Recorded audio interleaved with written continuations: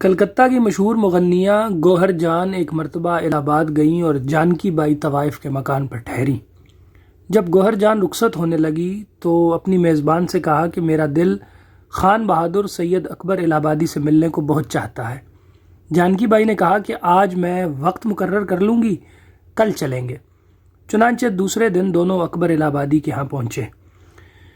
Janki by نے تعارف کروایا اور کہا کہ یہ کلکتہ کی نہایت مشہور و معروف مغنیہ گوہر جان ہے۔ آپ سے ملنے کا بے حد اشتیاق تھا، لہٰذا ان کو آپ سے ملانے لائی ہوں۔ اکبر نے کہا زہ نصیب، ورنہ میں نہ نبی ہوں، نہ امام، نہ غوث، نہ کتب اور نہ کوئی ولی جو قابل زیارت خیال کیا جاؤں۔ پہلے جج تھا، اب ریٹائر ہو کر صرف اکبر رہ گیا ہوں۔ حیران ہوں کہ آپ کی خدمت میں کیا تحفہ پیش کروں۔ خیر ایک شعر بطور یادگار لکھے دیتا ہوں۔ یہ کہہ کر مندرجہ ذیل شعر ایک کاغذ پر لکھا اور گوہر جان کے حوالے کیا۔ خوش نصیب آج بھلا کون ہے گوہر کے سوا، سب کچھ اللہ نے دے رکھا ہے شوہر کے سوا۔